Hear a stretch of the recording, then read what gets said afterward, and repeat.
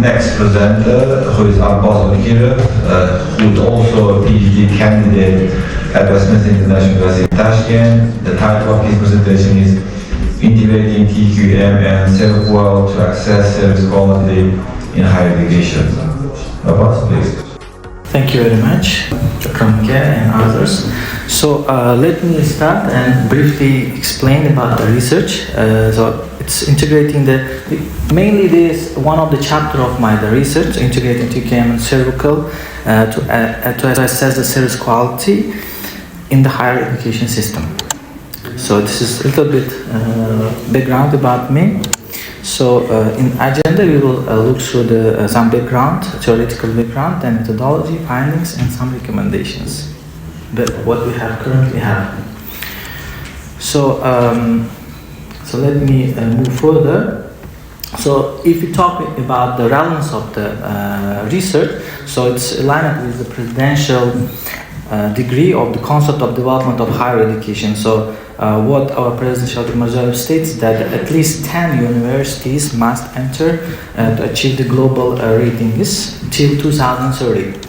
So and we see that in this year, in 2024, the Tashkent Institute of Irrigation and Agriculture Mechanization Engineers was ranked among us 600 between 500 and 600, as you see that, and the two universities were listed in top of 500 in the 4 subject areas in the QS rankings, as you see on the screen. So at least we need to increase the number of them, and hopefully it might also be in the list. So if you pay attention that which has been provided the graph by Fiscal Institute, so the most based on the SDG goals, Sustainable Development Goals, the finance budget of the Uzbekistan for 2024 was allocated mostly on the SDG 4, which is education sphere. So with about 52 trillion sums, and as you see that 48% is other sectors and 45% relates with the Ministry of Preschools and School Education, and about 6% for higher education system. And the reason of this investment, why it's in high education sphere, is first is human capital investment that Uzbekistan cannot directly go and with reverse, so therefore the human capital investment can be one of the best solutions to invest. So related with the theoretical background, so as we see that it has been taken from the theory of the Parasuraman, which is 5 dimensions of the service quality, which is reliability, about the delivery of services, promises and accuracy, and responsiveness, which is about the customers. In our case, it's students. Customers are considered as students. And to prompt the service delivery, ensure whether it's relevant or not, and the assurance, which is staff competence, whether the staff is competent, polite, and can students trust to them or not. Then the tangibles about the physical facilities, whether the university meets the requirement of the physical assets in terms of equipment and staff experience, etc. Then the last one is empathy, which is about company's commitment to offering the caring and individualized attention. So as you see that this theory has been applied in the spheres of mainly banking sphere, manufacturing sphere, in production, but less has been researched in the sphere of the education. So here's some points which has been stated in briefly before.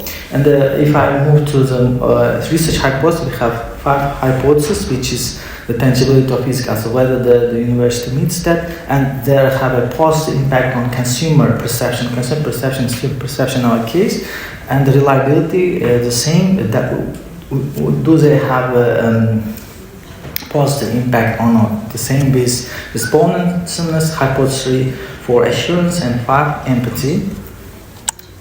And the data collection method was approached with about 1,200 students among universities in Uzbekistan, such as Tashkent State Economics University and the National University, Violet, NDIST, Team University, one of the private, and Puchon Private University, and other universities like Sandu and Kashi Devlet State University. And software PLC and partially square structural model has been applied to it, and duration took about 15 minutes. The respondents answered from the degree level of from 1 to 7, from strongly disagree to strongly agree point. So GAP was the limited application of Uzbekistan's higher education, as I stated, needing alignment with the culture and expectation. The framework limitations, as you see, the criticism of this model is perception and expectation gap, and non-academic skills insufficient for non-academic skills, because mainly the students' perceptions has been gained through this questionnaire, and employability, and there is no huge information related with how it's aligned with the labor market. So need for models that adapt to changing students' expectation in the digital market. So this is the whole model, but I would like to concentrate on this model because this is one of the part of, as I said, the chapter. So how these 5 dimensions as an independent variable are impacting on service quality, which is dependent variable.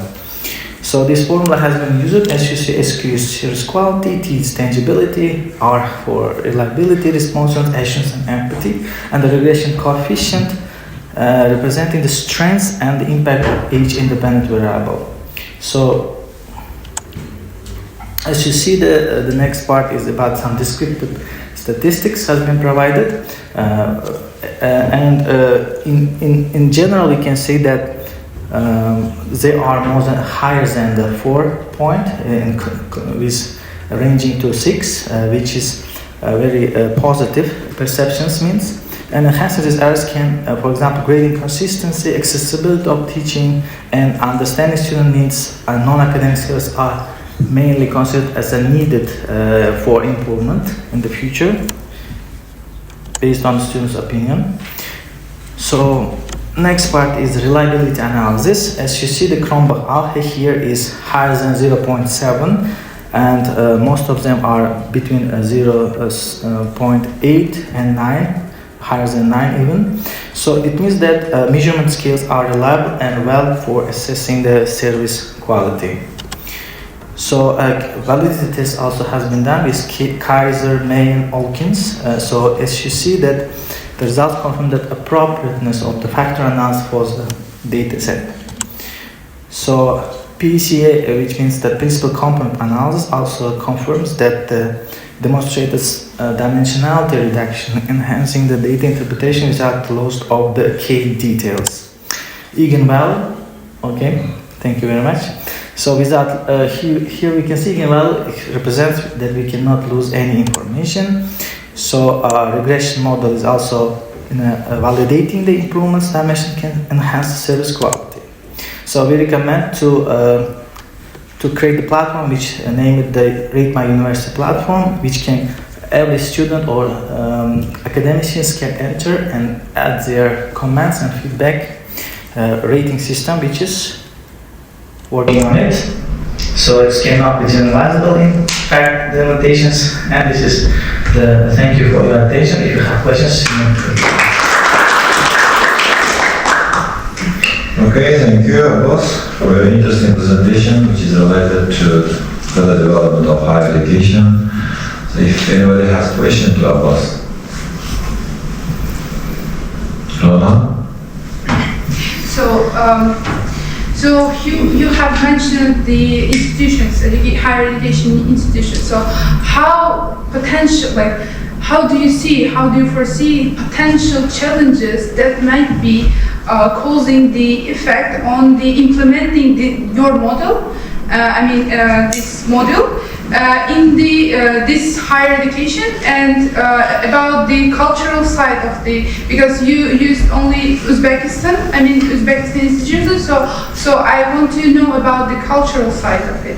Have you seen it? Have you seen it, and how you would solve it? Okay, thank you very much for the question. Yes. The challenge related with the culture exists because the universities are different, and some of them are private, and the public and the international and local. Therefore, they have different cultural backgrounds. Especially national universities, they have a different cultural, and the international university wide has totally different. So therefore, we also trying to. This is one of the small limitation of this model. So we cannot measure the culture dimensions. But for the further research, we also going to compare with local and international universities' perception and expectation of the students. Thank you very much. One more question? Good afternoon for everyone. I'm Abbos Utkirov. I'm a student of Tashkent State University of Economy. I've got a sort of off-topic question. Using my chance to participate in such a forum with highly qualified teachers, I'd like to ask a question for everyone who knows the answer for my question. Do you believe that after the crisis of 2008, which that touched the majority of countries in the world, gave us a lesson that instability in the economy work for its own sake, strengthening that, just making it strong, that ups and downs in the economy? Thank you beforehand.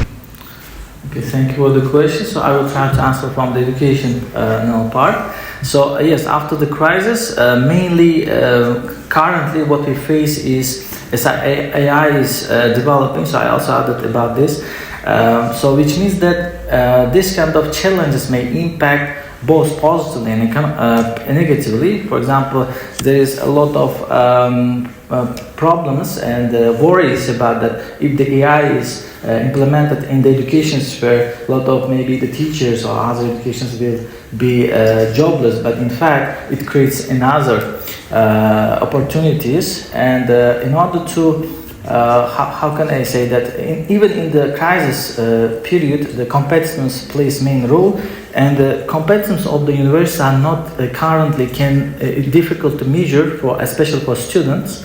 And therefore, we are going to, as I stated, that we planned to create My University platform, which every student in any university can enter and add there, but they should provide the reliable information. So and rate their teachers. In fact, that teachers can see that, and academicians also can enter. And during the 1 year, it will be state, and the next year, if the students want to enter to that university, they can check and see which teacher can be. If the free choice of models are given, they can choose based on that. I hope I have answered the question. Okay, thank you very much.